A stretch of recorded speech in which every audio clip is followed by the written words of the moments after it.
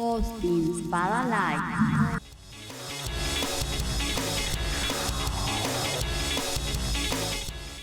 Hola amigos de Austin Spada Live, soy Austin Spada, bienvenidos al episodio de hoy. Vamos directo a la acción, vamos a empezar hablando de los Dodgers de Los Ángeles que hace un par de semanas ganaron la Serie Mundial, su séptimo título en la franquicia y su sexto desde que se mudaron a Los Ángeles. Fue una serie de verdad, bueno, unos playoffs, una temporada totalmente atípicas.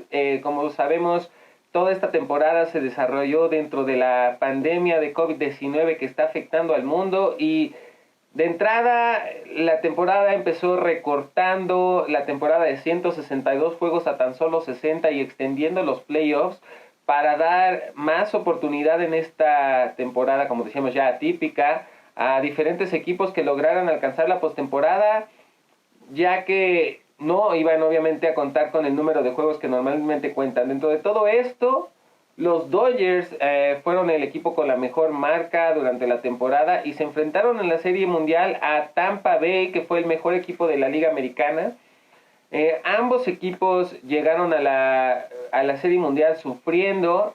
Los dos equipos llegaron a 7 juegos en sus respectivas series de campeonato. Y bueno, esta temporada marcó romper una sequía para los Dodgers que no habían sido campeones desde el 88. Y deja claro, bueno, para mí, una de las cosas claves del triunfo de los Dodgers es el destino y los dioses del estadio, ¿no?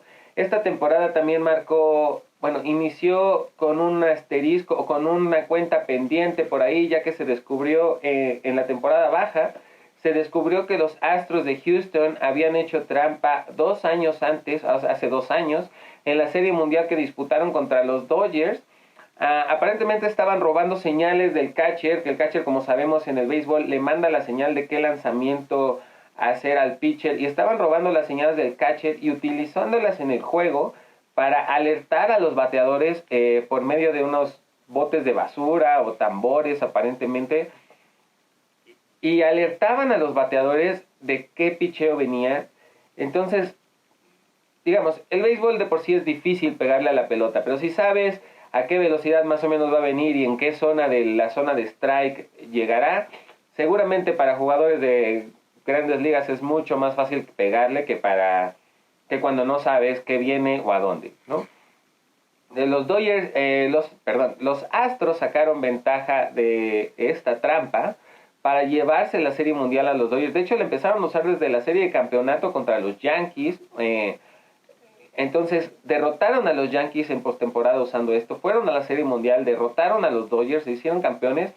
Y en esta temporada baja todo esto sale a la luz. Las ligas mayores realmente no tienen un castigo contra los Astros, que incluso se ven beneficiados por todo esto del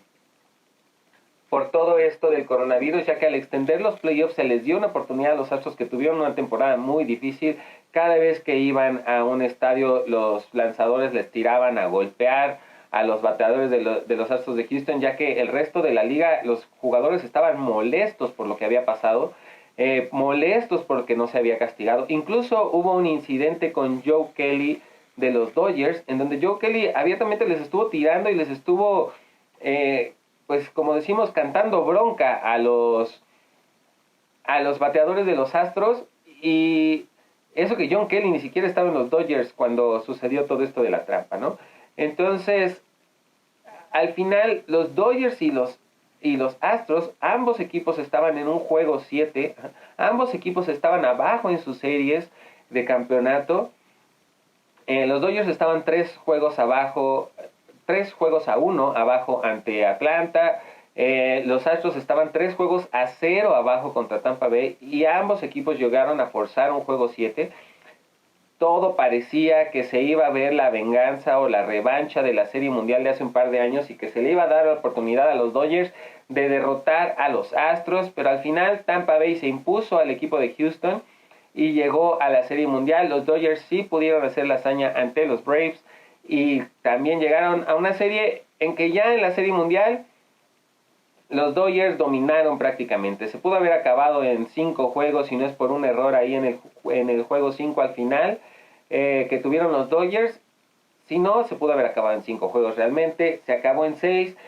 Tuvieron participaciones extraordinarias de jugadores como Mookie Betts, como Corey Seager, como Cody Bellinger en momentos clave, y sobre todo del picheo con Clayton Kershaw, con Buehler y con los mexicanos Julio Urías y Víctor González, que ambos dieron una postemporada espectacular.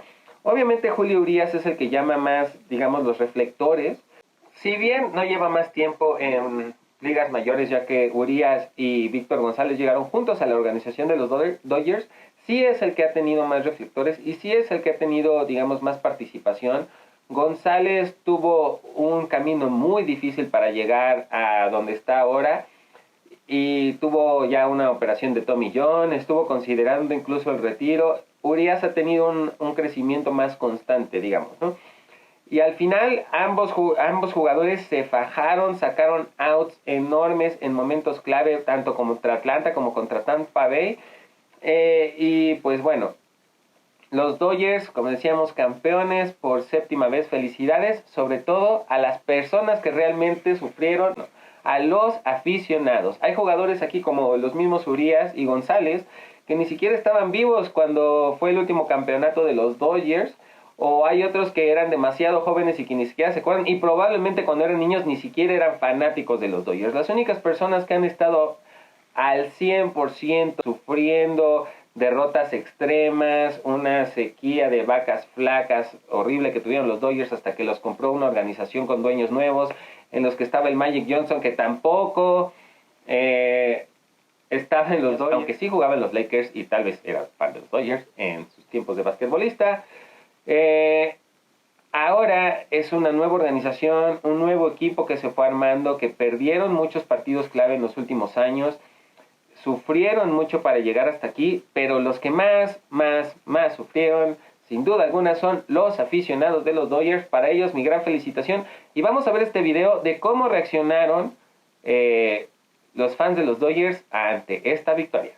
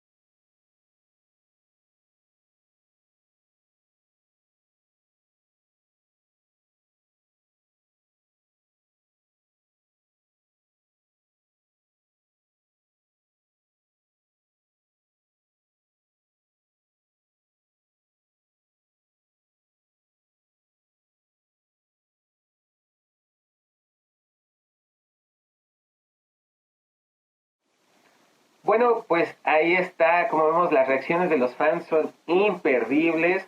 Y bueno, aquí en este programa estamos tratando de dar su lugar a, pues, eso, a los aficionados, las personas que más lo merecen, las personas que más sufren con sus equipos, las personas que se llevan las burlas cuando sus equipos pierden, las personas que nos ponemos felices cuando nuestros equipos ganan, los aficionados. Y en este programa vamos a tener la nueva sección de los superfans, en donde vamos a dar espacio a los aficionados de diferentes equipos, diferentes deportes, a que nos digan por qué se hicieron aficionados, cómo se hicieron aficionados al deporte. Y vamos a empezar con un gran amigo mío, una de las primeras personas con las que yo llegué a ir a estadios de fútbol. Íbamos de niños juntos a ver a la América en el Estadio Azteca. Este es Chris García en Los Superfans.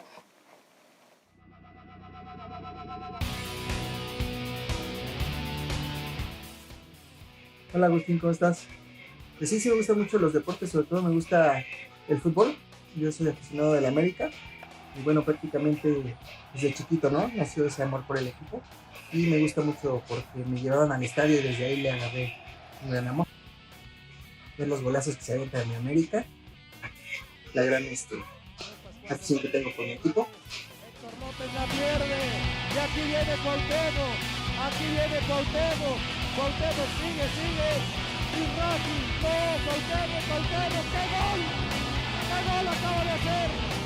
Me voy a poner de... La historia que más disfruté fue contra el Cruz Azul en la final, que íbamos perdiendo y bueno, al final les dimos la vuelta, ¿no?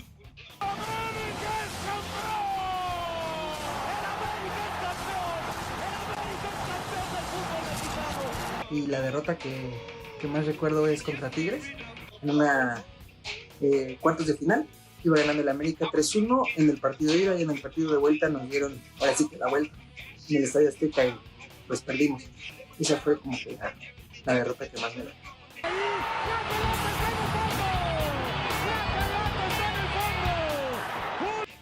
Pues ahí estamos, amigos. Saludos.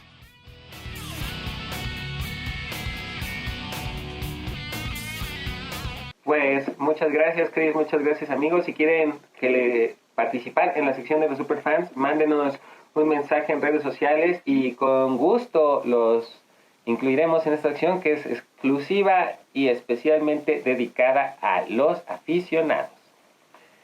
Y bueno, una de las cosas, hablando de los aficionados, y de hecho una de las razones por las que estamos creando esta nueva sección es durante esta época de pandemia y caos, ¿no?, que ha afectado al mundo. Obviamente el mundo del deporte no se ha quedado atrás, y una de las cosas o de los cambios más grandes que ha habido durante esta temporada deportiva ha sido los estadios y los espectáculos sin fans.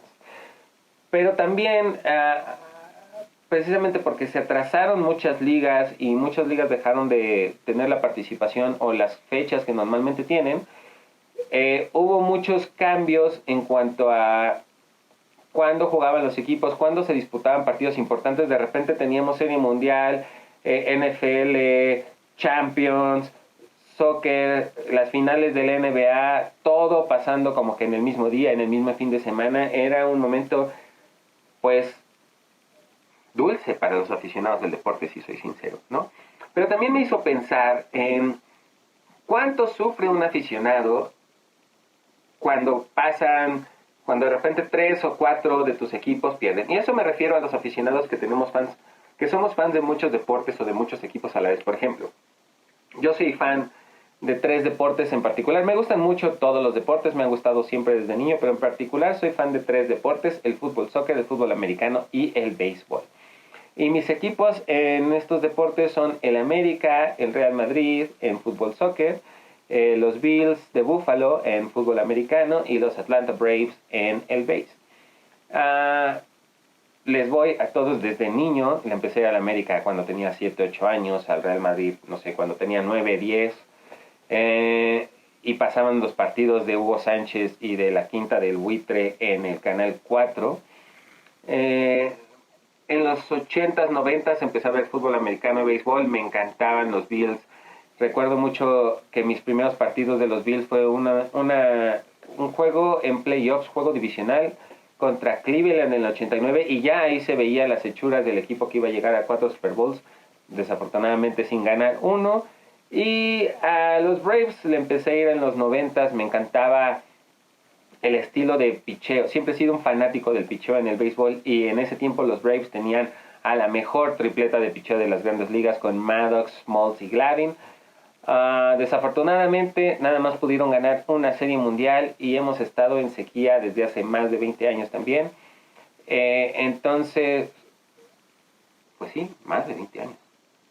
Y sin duda para los aficionados del deporte, pues cuando tus equipos pierden es difícil, ¿no? Es difícil dormir, es difícil estar de buen humor. De repente un mismo fin de semana en donde perdieron los Braves contra los Dodgers tras ir 3-1 arriba en la serie, fueron eliminados el mismo fin de semana en que los Bills perdieron contra los Chiefs. Ese mismo fin de semana perdió el Real Madrid, perdió el América, entonces perdió todo mundo, ¿no? Y la verdad es que, como decía hace rato, los que lo sufrimos somos nosotros los fans. De repente se colaban imágenes después del partido América Chivas, en donde veían a los jugadores de las Chivas y los jugadores de la América platicando alegremente. Se cuelan imágenes de Sergio Ramos y Messi abrazados, saliendo juntos del campo después del clásico español. Y los aficionados que a veces nos peleamos hasta con amigos, familiares y demás por nuestros equipos. Bueno, para hablar de esto, de los aficionados y un poco más, el día de hoy tenemos una entrevista con nuestro amigo Dan Friedman. Gran amigo mío y siempre invitadazo del programa. Dan, ¿cómo estás? Felicidades por tus Dodgers. Oye, gracias. Ahora me ves ecuánime, me ves aquí en modo profesional, no sé, pero pues sí, obviamente fue una emoción tremenda el triunfo de los Dodgers en la pasada Serie Mundial. Totalmente atípico, pero atípico también el triunfo de los Dodgers que llevaban desde 1988 sin levantar el trofeo del comisionado. Sí, justo estaba platicando como justo lo atípico de los Dodgers esta temporada, en donde ganan por fin después de 28 años y no pueden tener desfile. Lo tuvieron que hacer fuera de su estadio, a pesar de que eran administrativamente locales, ¿no? Y lo tuvieron que hacer en el estadio de Arlington. En fin, atípico por todas partes, en medio de una burbuja, en medio de una pandemia, atípico por donde se vea. Sí, en una Serie Mundial que se jugó en territorio neutral, sin un estadio lleno. Imagínate, ¿no? Digo, al final ya no se siguió mucho el tema y vamos a ver qué pasa, pero imagínate a alguien como Justin Turner que lo sacan en la octava entrada del partido en el que se coronan y en teoría él se tuviera que haber ido a aislarse a un cuarto. No podía festejar con nadie. Imagínate esa sensación. Yo creo que Turner estuvo a nada de volverse loco al saber lo que estaba pasando, porque realmente son cuestiones que son muy, muy difíciles de explicar. Claro, y al final ya incluso Turner ya se veían ahí unas imágenes donde él ya por lo menos pudo salir ahí a tomarse unas fotos y a celebrar un poquito con sus compañeros, pero sí, todo de esta campaña fue inusual. Y entonces una campaña inusual así tuvo que suceder para que los Dodgers, que aparte habían estado muy cerca los últimos 2, 3 años, ¿no? Por fin rompieron la malaria, ¿no? ¿No crees tú que eso tiene que ver también un poquito? Bueno, yo siempre he creído un poquito en digamos, los dioses del estadio, ¿no? Y con todo esto que pasó antes de la temporada con Houston, ¿no? En donde se descubrió, salió a la luz lo que pasó con Houston en la Serie Mundial contra los Dodgers hace un par de años. Y entonces, como que los dos equipos, ahí yo sentí que Dodgers estaba en un camino de, ¿sabes? Este tiene que ser nuestro año porque nos hicieron trampa, porque nos lo quitaron como que de las manos injustamente. Bueno, no sabemos si sin trampa lo habrían ganado, pero por lo menos esa ventaja Houston pues la tuvo, ¿no? Sí. Entonces, yo sí sentí como que de repente, así como los Boston Red Sox del 2004 y los Cubs del 2016, como que yo sentía que este año los Dodgers eran como que el equipo del destino, ¿sabes? Este era su año. Sí, bueno, digo, tú eres fan de los Bravos de Atlanta y me podrás decir de primera mano si sentías o no que ya la tenían segura después de ir ganando 3-1 la serie de campeonato contra los Dodgers, porque al final de cuentas, con todo y todo, ese fue el escollo más difícil que tuvieron que pasar el equipo de Los Ángeles. No fueron los Rays, porque los Rays al final de cuentas la serie primero queda 4-2, no 4-3. Uh-huh. Y segundo, uno de esos partidos los Dodgers lo debieron haber ganado, si no es por los errores locos que hablamos del juego, que es el juego 5, ¿no? Sí. Que se decidió en la última entrada a los Dodgers, pero eso nos trajeron los fantasmas del pasado de este equipo, ¿no? Y uno empieza a cuestionarse si de verdad es el equipo del destino. Hablabas tú de los Astros de Houston y que se conjuntaban esos factores de la trampa. Fíjate que me costaba trabajo verlo en ese aspecto de Houston, como que este era el año de los Dodgers, justamente porque pues al final no recibieron castigo alguno. Y esa era la parte la institución no recibió castigo alguno. Les pidieron al manager, y si quieres alguna multa, pero deportivamente no recibieron ninguno. Y durante la temporada pasó aquel incidente con Joe Kelly, porque los Dodgers jugaron con los Astros. Kelly, que había sido pitcher de los Red Sox, no de los Dodgers en aquella serie mundial, pero se volvió como el héroe anónimo de la gente en Los Ángeles por aquel pelotazo, y entonces se volvió un tema muy importante. Ahora, ¿te imaginas? Digo, me estoy saliendo un poco del tema, pero no había aficionados. O sea, los Astros jugaron en Dodger Stadium playoff. Se podían haber enfrentado a los Dodgers en la Serie Mundial y no había aficionados. O sea, eso, habiéndose jugado un partido de temporada regular, Astros y Dodgers, en Dodger Stadium, como se jugó con aficionados, híjole, yo creo que los Astros se salvaron en muchísimas cosas. Entonces me cuesta mucho trabajo verlo por ese lado, porque como bien dices, no sabemos si hubieran sido campeones. Los Astros sí no hubieran llegado ni siquiera a la Serie Mundial, y si no estoy mal, ese año le ganaron a los Yankees la serie de campeonato de la Americana. Igual la Serie Mundial hubiera sido Yankees-Dodgers y no sabemos qué hubiera pasado ese año. Entonces, pues es un poco como el tema de los Patriotas, ¿no? El hecho de que ellos no lo hubieran ganado no significa que necesariamente lo hubiera ganado el equipo contra el que jugaron el Super Bowl. Sí, no, y yo lo sentí un poquito también eso del destino, porque justo como que los Dodgers y los Astros iban los dos estaban en la serie de campeonato de sus respectivas ligas, y entonces los dos se pusieron 3-1 abajo en la serie. De hecho, los Astros estaban hasta 3-0 abajo en su serie, ¿no? Sí. Y de repente los dos forzaron un juego 7, ¿no? O sea, los dos equipos que estaban abajo en la serie, pero al final como que yo sentí como un poquito de justicia divina, por decir un poquito de justicia deportiva, el que fuera Dodgers quien sí superó su juego 7, ¿no? Y los Astros precisamente no lo superaran, ¿no? O sea, como que, porque incluso había gente de los Astros que decía, ya ven, hasta casi sin trampa podemos, ¿no? Y al final, pues no pudieron, y los Dodgers sí pudieron derrotar a los Bravos, que como decías, pues eran como que su escollo más difícil, ¿no? No, y estás hablando del béisbol. O sea, aún en una temporada corta se jugaron 60 partidos, que no es muy poco para el béisbol, pero es mucho para casi todos los otros deportes, ¿no? Y en esa muestra, pues, los Dodgers demostraron ser el mejor equipo de la temporada. No solo fueron el campeón, que muchas veces el campeón no es el mejor equipo. Esta vez el campeón fue el mejor equipo, porque por mucho fueron el mejor equipo en una temporada corta. Yo creo que si la temporada hubiera sido larga, del triple, de los 162 juegos. 162, 162 juegos, un poquito menos del triple, o sea, 60. Yo considero que los Dodgers hubieran sacado gran ventaja sobre el resto de la oposición, porque eso es lo que pasa cuando la temporada es más larga. Siempre, para mí, en el béisbol, el mejor equipo es el que tiene el mejor récord de temporada regular.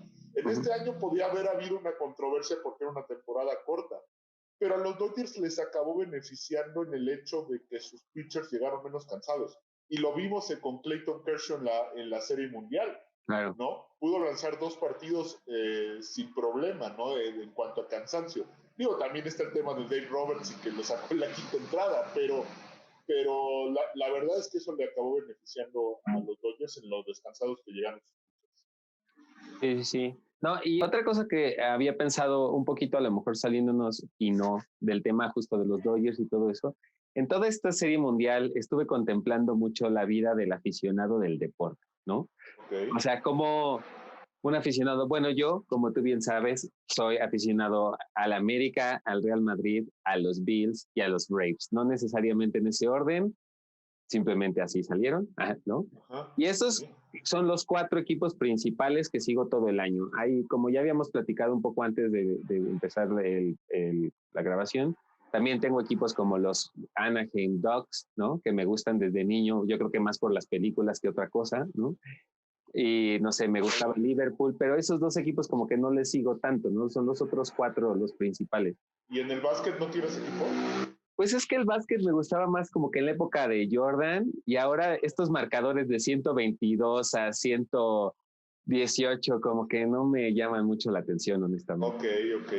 Pero el básquet me gustan los Celtics, pero igual si ganan los Celtics O sea, Bueno, o pierden, no me cambia la vida, como, o no me deprime, o no me pone tan triste. O sea, cuando perdieron los Braves el juego 7 contra los Dodgers, realmente estaba triste, me costó hasta trabajo hasta dormir esa noche, ¿no? O sea, tú que como, por fin rompiste una malaria que tenías desde el 2011 con los Giants, ¿no?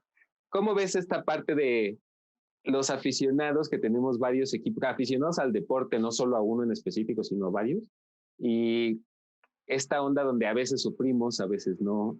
¿Cómo? mira, lo primero que te tengo que decir es que en nosotros dos en específico funciona un poquito raro con respecto a mucha gente y me voy a tratar de explicar. Normalmente un aficionado de hueso colorado al deporte estadounidense, porque estamos agarrando equipos del deporte estadounidense aparte de México donde vivimos, le va en su mayoría a los equipos que hay en su ciudad. Es decir, si yo vivo en Los Ángeles, Claro. le voy a los Lakers, le voy a los Dodgers, le voy a los Rams, no sé, a los Chargers no le va a nadie, entonces los Rams. Hasta los Raiders, ¿no? Sí, ¿no? Le van a los Dogs o a los Kings y al Galaxy si son todavía más aficionados, o al LAFC, o no sé, ¿no? Pero normalmente tienen sus equipos de todos los deportes, sobre todo en las ciudades grandes. Estamos hablando de Los Ángeles y estamos hablando de Nueva York o de Chicago o de otras ciudades grandes, ¿no? Donde tienen equipos en todos los deportes. Los que viven en San Antonio, pues probablemente le van a los Spurs y le van a los Vaqueros o a los Texans, porque son los equipos del estado, y así nos podemos ir yendo, ¿no? En nuestro caso nos gusta el deporte americano, pero no le vamos al equipo de nuestra ciudad porque no vivimos en una ciudad, entonces escogemos equipos de diferentes ciudades. Dicho eso, en nuestras combinaciones, pues a veces se juntan campeones de varios deportes. Es raro que nos toque 2 años tener 2, sería mucha suerte. Pero también por eso es raro que pasen muchos años sin que festejemos con alguien, ¿no? O sea, ya sea el base, ya sea el básquet, ya sea el fútbol americano o ya sea el fútbol soccer, en el caso de nuestros equipos de la Liga MX, ¿no? Yo, para quien nos escucha, si está interesado o le vale un carajo, perdón, pero para ponerlo en contexto, yo le voy en la Liga MX al Cruz Azul, yo le voy a los Dodgers en el béisbol, a los Pistones de Detroit en el básquet y a los Gigantes de Nueva York, los New York Giants en el americano.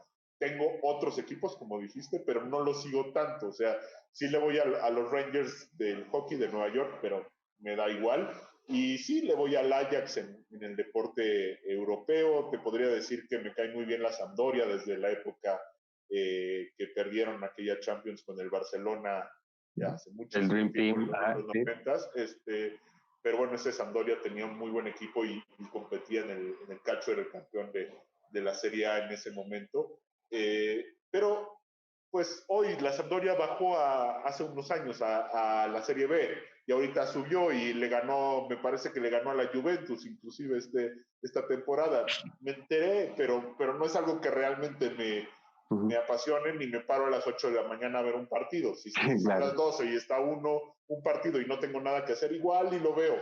Entonces, diciendo eso, vamos a poner a los 4 equipos que me importan, que son los que te mencioné: Detroit Pistons, Los Ángeles Dodgers, New York Giants y el Cruz Azul. Entonces, se juntó el hecho de que Cruz Azul no es campeón desde el 97.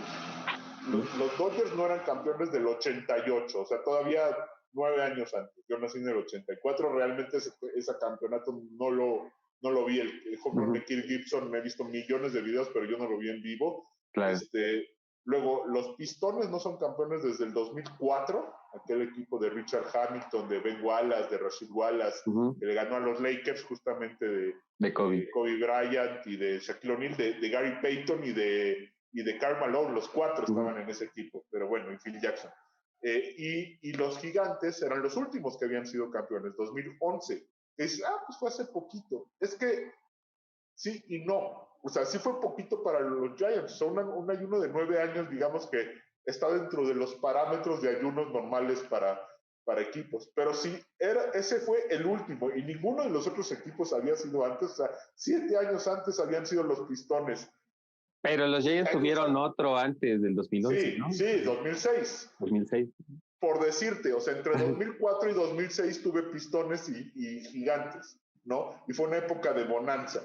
Pero siempre habían pasado, y también del último de los Pistones del 2004 pasaron 7 antes del Cruz Azul, que es el que le seguiría, ¿no? Y del Cruz Azul, pues vamos a los Gigantes del 90, que ganaron un campeonato, y del 90 vamos a los 88. Ajá, exactamente. Pero en realidad nunca había sufrido yo un ayuno de 9 años sin ningún equipo campeón, ¿no? Y era un tema de mala suerte, o que uno lo sentía salado. Y si a eso le sumas que de los equipos que te estoy describiendo, los Dodgers perdieron 2 series mundiales seguidas, Cruz Azul perdió 215 millones de finales seguidas, pues entonces en ese lapso se iba incrementando la frustración. O sea, estás hablando de muchas veces quedarte muy cerca. No es que había tenido equipos que estaban en el hoyo, que habían vivido en la ignominia. Y hoy en día los Giants son nefastos, son muy malos, ¿no? Y los Pistones son muy malos. Aquellos equipos que me habían dado bonanza, los Pistones ni a la burbuja llegaron este año. Los Giants están en pelea, no creo que la ganen, pero están en pelea con los Jets por ser el primer pick global del próximo draft. Y los Pistones ni a la burbuja fueron. En una de esas los Giants llegan a los playoffs, están en la peor división de la historia del fútbol americano, yo creo. Sí, pero bueno, ya están, con todo y todo, están ya 2 juegos y medio abajo de Filadelfia, y no veo cómo ganen 3 juegos en el resto de la temporada. Se ve complicado con todo, y que es la peor división en la historia del fútbol americano. Pero sí, ya se alejaron demasiado. Y déjate, digo, desvariando un poco, que sí creo que los Giants son muy malos, pero no tan malos, no son nefastos, porque realmente han competido en todos los juegos. O sea, el partido del lunes por la noche con Nueva Inglaterra. Con Tampa Bay. Tampa Bay, realmente compitieron, y fue al final que no ganaron. Con Dallas compitieron, con Filadelfia compitieron, con los Rams en la última serie ofensiva compitieron. No sé, nos podemos ir a otros partidos, pero realmente casi nunca han sido apaleados. Con Chicago se quedaron también al final, compitieron. El primer lunes por la noche fue con el invicto, con Pittsburgh, e iban ganando en el tercer cuarto, si nos acordamos un poquito. Entonces, con eso no quiero decir que son buenos, porque ganar un partido tiene su chiste, y convencerte que los puedes ganar más, pero no podría ponerlos al nivel de los Jets, por ejemplo, ni los Jaguares, ni de otros equipos. Nadie está a nivel de los Jets. Es más que Dallas. O sea, Dallas le ganó a los Gigantes un partido, y hoy en día los Giants son mejores equipo que Dallas, a mi parecer. Pero bueno, eso es entrar en lo que no me preguntaste. Lo que te quiero decir es que si nos situamos en el 2020, mis esperanzas con un campeonato de los Giants eran nulas. Mis esperanzas con un campeonato de los Pistones eran nulas, y entonces me quedo con el Cruz Azul y con los Dodgers, ¿no? Y el Cruz Azul empieza bien y empieza a bajar, que es algo que ha pasado mucho. Entonces, la verdad es que no se ve hoy en día que Cruz Azul sea un candidato real al título. Lo puedo decir así. Sí se va a meter a liguilla, y sí voy a tener esperanza, y sí va a hacer algo. Bueno, no sé si... Y sí puede pasar, al final sí puede pasar. Sí tenía una esperanza con Cruz Azul, era uno de los favoritos al título, ¿no? Y con los Dodgers más, era el mejor equipo, y de repente llegó Mookie Betts en esta temporada aparte. O sea, ya eran el mejor equipo la temporada pasada en récord, perdieron con los Nacionales y trajeron a Mookie Betts, que es para muchos, no sé si estamos de acuerdo o no, el mejor jugador del béisbol, que no es pitcher. Pues sí fue muy importante en todos los playoffs, contra Atlanta, contra Dodgers, contra... Pero antes de que llegara a Dodgers, era considerado el mejor jugador del béisbol, que no era un pitcher. Sí. O sea, a ese grado. O sea, es como si hoy en día el Bayern Múnich se refuerza con Cristiano Ronaldo. O sea, es lo que pasó. O sea, a ese grado. Entonces, pues, se vuelven muy favoritos. Y bueno, entonces, claro que hay una esperanza ahí. Y entonces empieza los campeonatos de primavera, y madres, no hay temporada. Y no había seguridad de que iba a haber temporada, ¿no? Pero ahí que sientes también, por ejemplo, como decíamos, o sea, que tenías un poco de esperanza con el Cruz Azul. Cuando pasa lo de la pandemia, el Cruz Azul estaba de líder, le acababa de ganar al América, estaban con todo, ¿no? Y de repente, ¡pum!, pandemia. Sí, pues ese es el tema que te estoy tratando de explicar. O sea, mis dos equipos que eran oportunidad, uno les quitan el torneo por la pandemia y el otro no va a iniciar el torneo por la pandemia. Entonces, no hay esperanzas, ¿no? O sea, o sea, te digo, yo no creo en esas cosas, pues tan exagerado soy yo. O sea, los equipos malos tienen temporada y a uno ni siquiera lo invitan, y los buenos les quitan su temporada. Entonces, estaba complicado ese asunto. Al final hubo una temporada y, como te dije antes, yo creo que le acabó beneficiando a los Dodgers que fuera solo de 60 juegos, porque sus pitchers llegaron más descansados, porque no hubo el estrés de tener que jugar y hacer tantos viajes, ¿no? Creo que eso al final de cuentas sirvió, y no hubo público, y eso acabó ayudando a los Dodgers, porque la presión fue diferente, ¿no? De un equipo que, olvídate si creo o no en las maldiciones, yo no creo que existen como tal, que exista la maldición vudú o la maldición de la cabra o la maldición del bambino o de las medias negras. No creo que exista como tal un poder superior. Pero el tema no es ese, el tema es que las maldiciones empiezan a pesar porque la gente se las empieza a creer. Es al revés, ¿no? Ya me la empiezo a creer, ya me sugestiona y entonces sí pesa una maldición. O sea, Cruz Azul, hay gente que llega torneo tras torneo a Cruz Azul que no estuvo en esos que son ya 23 años sin ser campeones, pero lo primero que le preguntan al nuevo refuerzo que llega es ¿qué vas a hacer para romper la maldición? Igual no sé ni de qué le están hablando, pero se lo hacen saber rapidito cuando llega el Cruz Azul. Entonces esa presión se empieza a sentir. Y eso sí creo que pese definitivamente. Pero ¿no crees también eso, por ejemplo, que decíamos, o decías hace rato, de como que saber de repente ganar las cosas o ganar las series o ganar los partidos? Porque hasta eso es una onda, como dices, de creerse las maldiciones o un poquito de mentalidad, ¿no? Yo, por ejemplo, me pasa mucho cuando veo partidos de los Bills, ¿no?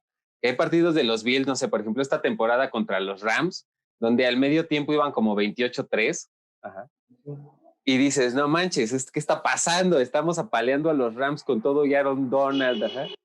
Y al final los Rams les regresaron, o sea, los Bills sacaron el partido, pero los Rams les regresaron, o sea, le dieron la vuelta incluso al juego, ¿no? Y ahí es donde yo, mi parte de los Bills, que está acostumbrada, ya sabes, medio, pues pasaron muchos años sin ni siquiera oler los playoffs, ajá, y fueron muchas temporadas perdedoras. Entonces, mi parte de los Bills estaba un poquito de, y otra vez, ¿no? O sea, ahí vamos de nuevo, lo teníamos en la bolsa y nos estamos complicando la vida. Pues es lo que te quiero, o sea, hoy en día para mí Buffalo es, perdón, pero diametralmente mejor que los Patriotas de Nueva Inglaterra. Mucho mejor equipo, muchísimo mejor equipo hoy. En plantel, en roster, en talento, en todo, ¿no? En conjunción, en años jugando juntos, el nivel del quarterback actual, todo lo que quieras ver.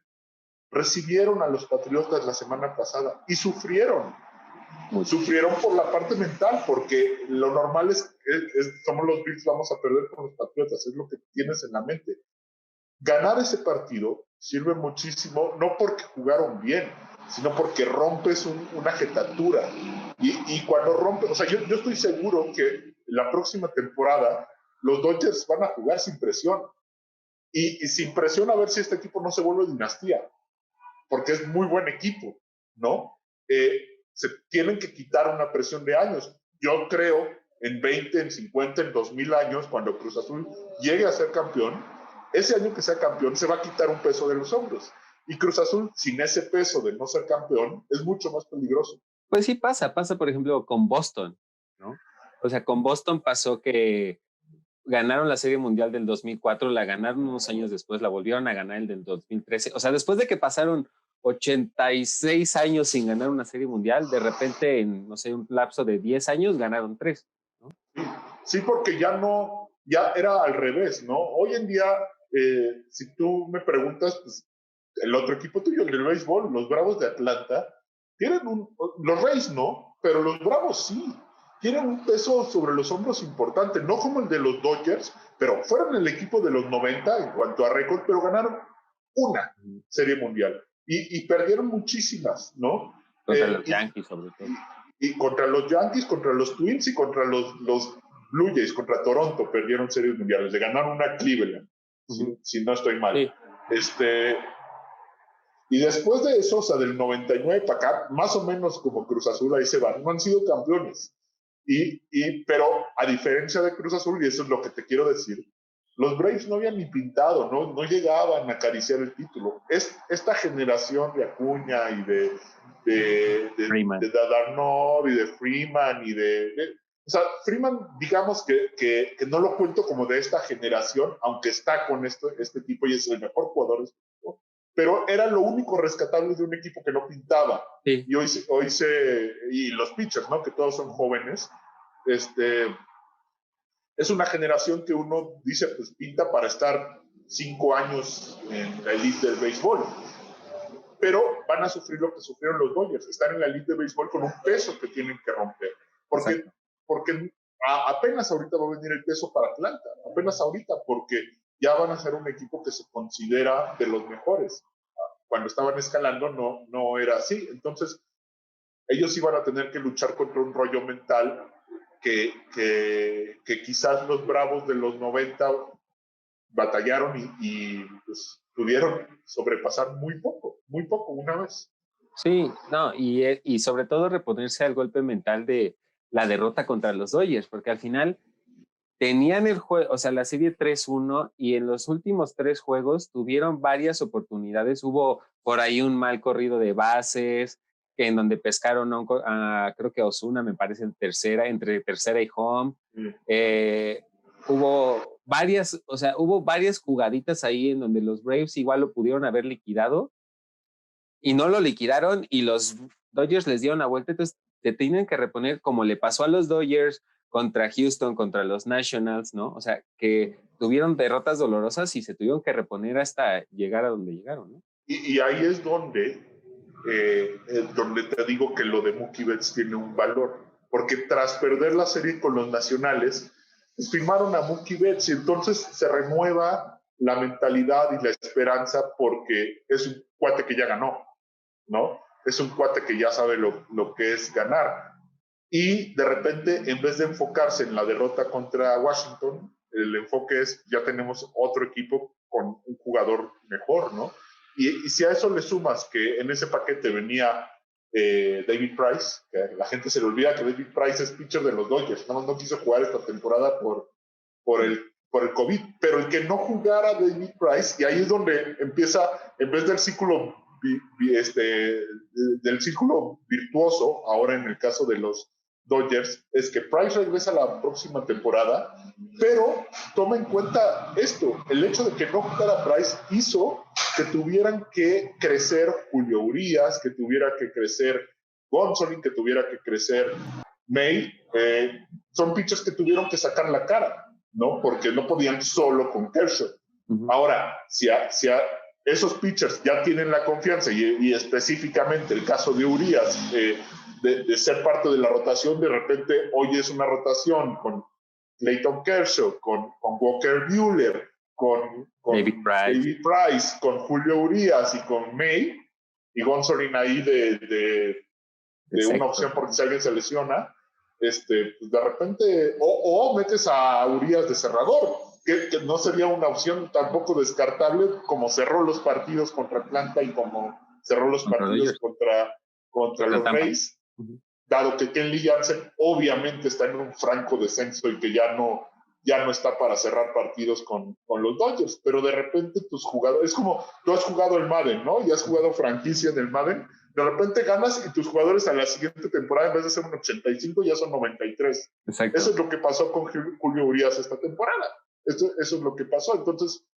es lo que te digo, no solo es ganaron este año, es que se ve el futuro muy bueno.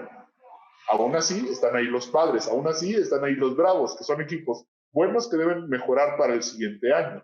Lo de los Padres, pues digo, parece que los Dodgers lo barrieron y fue fácil, pero ese partido, esa serie no fue fácil para los Dodgers.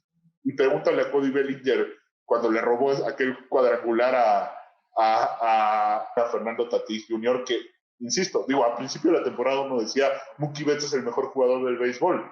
Fernando Tatís ya está en ese nivel o arriba, quién sabe, ¿no? Vamos a ver qué pasa. Freddie Freeman también de Atlanta tiene mucho que decir en ese aspecto, pero me parece que por el guante y por la posición, sí tienes que darle a un shortstop como Tatís y a un jardinero central o jardinero derecho, perdón, como Mookie Betts, esa estancia como los mejores jugadores. Entonces, me parece que en el próximo año se ve muy duro San Diego, se ve muy duro Atlanta, pero se ven más duros los Dodgers. Sí, no, y sobre todo, también como dices, que los equipos del otro lado, hasta como aficionado, es lo contrario cuando tu equipo está como más acostumbrado a ganar, ¿no? O sea, a mí me pasa mucho, por ejemplo, con el América, lo contrario, ¿no? Que te decía hace rato con los Bills. O sea, veo al América y de repente va perdiendo y hay una parte de mí que siente, ahorita le dan la vuelta, ¿sabes? O el Madrid, ¿no? Que son acostumbrados, equipos que están más acostumbrados a ganar. Y contra los Braves, ya en el último partido, también vi una jugada, recuerdo, de Cody Bellinger quitándole un home run a Marcell Ozuna, ¿no? El mismo Mookie Betts le quitó otro home run, pero me parece también Ozuna. O sea, en momentos claves, también en la serie de Atlanta, los Dodgers salieron, pues hicieron jugadas justo claves, ¿no? Pero al final de cuentas, ya cuando uno lo ve tranquilo y de fuera, es cíclico. Porque yo tenía esa misma mentalidad con los Gigantes, con los Giants. Siempre remontaban. Y ahorita siempre les remontan. O sea, llevan los últimos 3 partidos ganando por más de 10 puntos y los 3 los pierden, ¿no? Yo te aseguro que si tú te acuerdas o tratas de recordar, el América de los 90 perdía partidos increíbles. No ganaba un título. O sea, ya era el América, ¿no? Pero en los 90 para el América, si bien tuvieron buenos equipos y las Águilas Africanas y todo eso, pasaba algo. Corrían a Ben Hacker y el equipo se iba a la goma. O pasaba otra cosa y Walter Samuel les metía un gol con Boca en la Copa Libertadores. Y hoy el América tiene un poco la mentalidad a la inversa. Ni siquiera, ahorita yo creo que están jugando muy mal, pero están en segundo lugar. Jugando feo, jugando mal, ¿no? Es que yo creo que también ha pasado justo lo que decíamos del bloqueo mental. Cuando el América ganó su primer título después desde el 88-89, ¿no? Cuando le ganaron al Necaxa en el 2002, pues justo, llevaban muchos años, como decías, toda la década de los 90 con derrotas del América increíbles en momentos donde el América ya tenía muchos partidos casi en la bolsa para llegar ni siquiera a veces en los 90 llegaba luego a la final, ¿no? O sea, se quedaba en semifinales, ¿no? Y Cruz Azul le ganaba casi siempre al América en esa época. O sea, antes de la gran paternidad americanista, por ahí del 2002-2003 para hasta 2010 o no sé cuánto, que no perdieron partido, antes Cruz Azul ganaba siempre. Sí. Y Palencia le metía gol al América cada vez que tocaba un balón con Chivas, con Cruz Azul, con Pumas, con quien sea, Palencia les metía gol. Y hoy en día es al revés. Desde que llegó Miguel Herrera, en partidos importantes a los 3, ¿no? Cruz Azul últimamente le ha competido al América, le ha ganado la mayoría de los últimos 5, creo que han ganado 4, una cosa así. Pero no han jugado un partido importante tampoco. O sea, desde la final última. Exactamente. O sea, sí siento que Cruz Azul se ha quitado un poquito la jetatura, pero vamos a ver cuando hay un juego importante. Porque los juegos de temporada regular y de la Copa, ya no quiero por decir México. La marca. Sí, por México, GNP, ¿no? No porque tenga problema en decir la marca, sino porque ya ni me acuerdo cuál era el patrocinador. Pues sí, digo, Cruz Azul, la verdad, ha podido reponerse el partido último de la pandemia. Habían ganado, creo, 5-0 antes. Pero la realidad es que es lo que decíamos. En los 90 se sentía que Cruz Azul iba a ganarle al América, ¿no? Pasara lo que pasara. Ahora se siente todavía raro que Cruz Azul le gane al América. Puede ser que sea el ciclo, ¿no? Que en este momento que le toque a Cruz Azul. No lo sé. La verdad no lo sé. Y tampoco me pasa un poco lo que a ti te pasa con los Bravos y con los Bills. Yo siento que Cruz Azul al final la va a cagar. Perdón por el francés. Pero justo eso como que te van acostumbrando los equipos, ¿no? Eventualmente, no sé, justo, también hubo una época que el Real Madrid también no pasaba de cuartos de final de Champions, ¿no? Con Lyon, ¿no? Con el Lyon. Con el Lyon, con el Mónaco, con equipos que tú decías, incluso hace poco con el Ajax, ¿no? Pero de repente pasó la época donde ganaron las 3 Champions en 4 años y les ponían al Bayern y les ponían a varios equipos, la Juve, o sea, equipos pesados, y pues, o sea, Lo sacaban, ¿no? Y ahora, y sí, yo también siento que es cíclico. Ahorita yo no veo, por ejemplo, la Liga de España, yo no veo ni al Madrid ni al Barcelona compitiendo lejos en Champions, después de que por muchos años el Madrid y el Barcelona dominaron la Champions, ahora ya no los veo compitiendo, ¿no? Los ves compitiendo, pero te lo digo de fuera. O sea, yo veo al Real Madrid que lo golea el Shakhtar en el primer tiempo, ¿no? Y dices, este equipo ni siquiera va a pasar la fase de grupos. Olvídate, va a ser cuarto de su grupo y ni Europa League va a ir a dar. Es lo que piensas cuando pierden contra chavitos del Shakhtar, porque ni siquiera estaba completo ese equipo y han perdido 3-0 al medio tiempo. O sea, una locura. Y venían de haber perdido contra, híjole, no me acuerdo, el Cádiz o una cosa así en la Liga Española, ¿no? Y de repente, hoy le ganan al Inter y ya están en competencia por el grupo porque tienen ese ADN de que van a competir. O sea, yo tampoco creo que lo vayan a ganar, pero primero, ya están en una mucho mejor posición que cuando empezaron. Y segundo, es el siguiente semestre, a ver qué va a hacer el Real Madrid con refuerzos en diciembre, si es que pasan, ¿no? No, y también como esos tumbos del equipo, los equipos, ¿no? Justo pierden la Liga de España, pierden la Champions y luego va al Camp Nou y le gana al Barcelona, ¿no? O sea, es de repente esos como que contrastes con los equipos que ya no sabes ni qué esperar. Yo cuando iba a ser el partido del Barcelona, el Barcelona creo que goleó a media semana en Champions antes del Clásico. A nadie, pero sí, le ganaron Sí. Ajá, y el Madrid perdió contra el Shakhtar, ¿no? Que tampoco era nadie o gran cosa, ¿no? Y yo digo, no, y va el Madrid al Camp Nou jugando así, se va a llevar 3 goles o algo.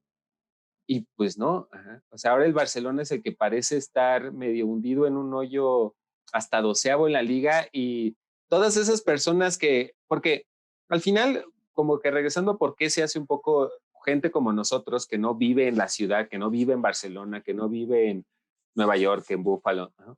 ¿Cómo se hace fanáticos? Te haces fanático muchas veces viendo un equipo que gana. Yo me hice fanático de los Bills en la época de los Super Bowls, me hice fanático de los Braves en los 90s, ¿no? Del América incluso en los 80s, porque mi primera vez que fui al estadio fue en los 80s del América, que ganaba casi siempre, ¿no? Sí. Y de repente ahorita hay muchos fans que durante los últimos 20 años se han hecho fans del Barcelona, de los Patriots, ¿no? Que han sido los equipos que han estado dominando el deporte 20 años. Y ahora, ¿qué consejo, qué les dices a estos fans que están a punto de experimentar? Pues a lo mejor una buena sequía, porque el Barcelona se ve, ahorita tienen problemas económicos, la etapa de Messi está por terminar, los Patriots los estamos viendo ahorita, sin Tom Brady, con un equipo que se está reestructurando por completo, pueden ser varios años pues malos, ¿no? ¿Tú qué le dices a esos aficionados de los Patriots y de los Barcelona que no conocen las vacas flacas y que están a punto de conocerlas? Mira, digo, primero no sabemos si las van a conocer, pero asumiendo que las vayan a conocer, porque un año malo no es necesariamente vacas flacas, bueno. pero sí, asumiendo que los Patriotas entran en una reestructuración y que ni siquiera consiguen a Lawrence en el próximo draft y que empiezan a ser los Patriotas de los 90 que eran último de su división y que los Bills se reían de ellos, ¿no? Asumiendo que ese es el futuro que le toca a Nueva Inglaterra o que el Barcelona va a vivir la época anterior a Ronaldinho en donde quedaban tercero de la liga y todo eso les pegaba. Vamos a asumir que eso pasa, les diría, pues a ver si son realmente aficionados de ese equipo. Si son aficionados de ese equipo le van a seguir yendo, como yo le seguí yendo a los Gigantes o les sigo yendo al Cruz Azul o lo que quieras, ¿no? O sea, de los Giants yo te puedo decir que no es la época más mala que me ha tocado, porque en los 90 fue muy malo, muchísimos años con ese equipo después de que ganaron el Super Bowl. Pero bueno, si de verdad aman a ese equipo, van a sufrir. Les puedo decir que van a sufrir. no lo quiero decir en mala gana, pero pues ahí se van a notar si son aficionados de verdad o si nada más le iban al equipo que ganaba. Yo a mis equipos, que es lo que tú dijiste, no les empecé. Para mí es más fácil irle vacas flacas a mis equipos porque yo no les fui por ganadores. Yo los escogí porque a los 6 años, creo que te he contado esto, me gustaba el color azul. Entonces escogí al mejor de los azules o el que yo creía o o entendí a los 6 años que era el mejor de los azules o que más me identificaba con el azul. Cruz Azul no era campeón en esos años, pero su nombre decía aparte la palabra azul, entonces fue como para mí muy, muy claro que le tenía que ir a ese equipo. Los Dodgers sí acaban de ser campeones de la Serie Mundial y salían mucho en la tele por Fernando Valenzuela, entonces tampoco me fue difícil, y el azul es el blue, ¿no? Y los Giants eran el Big Blue que jugó contra los Bills. Yo creo que si los Bills hubieran ganado ese Super Bowl, probablemente le hubiera ido a ellos, ¿no? Pero pues ganaron los Gigantes, entonces, aparte, en ese Super Bowl, los que estaban vestidos de azul eran los Gigantes y los que estaban de blanco. Sí, entonces, más o menos fue cuando escogí esos equipos, y ya no te digo de los Bad Boys que le ganaban a Jordan vestidos de azul en las finales de los 80s y principios de los 90s, que fue cuando escogí mis equipos. Entonces yo les fui por azules, y cuando fui nunca cambiaron, y hasta ahorita siguen siendo azules. Entonces, pues realmente me gusta verlos visualmente. Entonces, mi razón no es porque son ganadores, por lo tanto me es más fácil, aceptar que sean perdedores. Sí, no bueno, a mí, bueno, cuando decía, por ejemplo, de los Braves, la etapa de los 90 fue porque simplemente, como decías, los pasaban mucho en la tele, ¿no? Era muy fácil verlos. Sí. En Televisa Deportes pasaban muchísimos partidos de los Braves porque era el equipo como de moda, decir, en los 90. Era el Necaxa, ¿no? Ajá. Era el Necaxa del béisbol. No sé. Sí. Entonces, para mí, pues me gustaban mucho los pitchers, ¿no? Me gustaba Glavine. Siempre he sido muy aficionado al picheo. A mí los pitchers me llaman muchísimo la atención, ¿no? Entonces, me gustaba Maddox, Glavine, Smoltz. Para mí esa tripleta era, ¿sabes? O sea, y ahora justo, o sea, veo a los Braves y veo un poquito las hechuras de ese equipo, ¿no? Está Mike Soroka, Max Fried, Ian Anderson, ¿no? Que son 3 jóvenes que tienen mucho, mucho potencial. Y ahora lo veo y yo siento que en esa onda cíclica también veo a los Bills que se han estado construyendo un poquito como se construyó ese equipo de los 90s, ¿no? O sea, que han ido uniendo las piezas y han ido creciendo y se han ido conjuntando, ¿no? Entonces yo veo estos 2 equipos y siento que los 90s para estos 2 equipos están regresando, se están formando de la misma forma y eso me gusta, ¿no? He visto las vacas flacas, empecé cuando ganaban, después me aguanté todas las vacas flacas, ¿no? Y los Bills fueron... ¿Ande? Sí. Y te toca disfrutar ahora, parece, ¿no? Pero por lo menos, ¿tú crees que lo sufres más? Yo siento que ahora sufro más un partido cuando sé que mi equipo es bueno y puede ganar y pierde, que cuando no le tengo muchas esperanzas y de repente gana. ¿Tú qué crees que es? Sí, o sea, todos me están diciendo, ¿no te enojaste que no le marcaron la última interferencia en los Gigantes contra los Bucaneros? Dije, la verdad.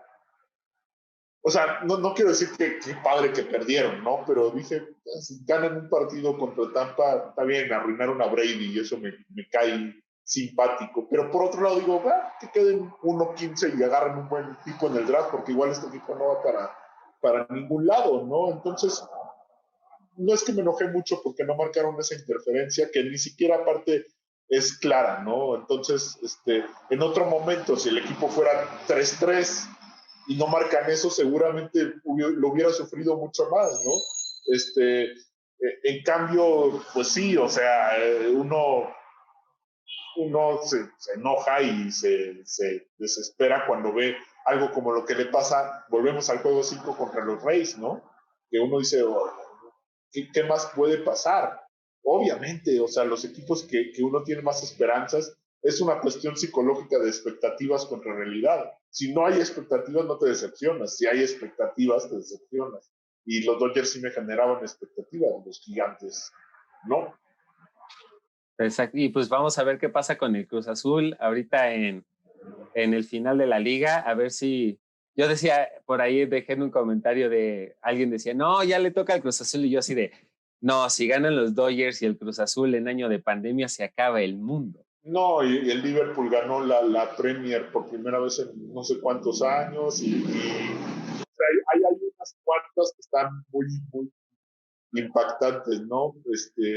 Ya nada más falta que, bueno, lo que sí no pasó es que al final, pandemia o no, Roland Garros sí lo ganó Nadal, así que... Sí.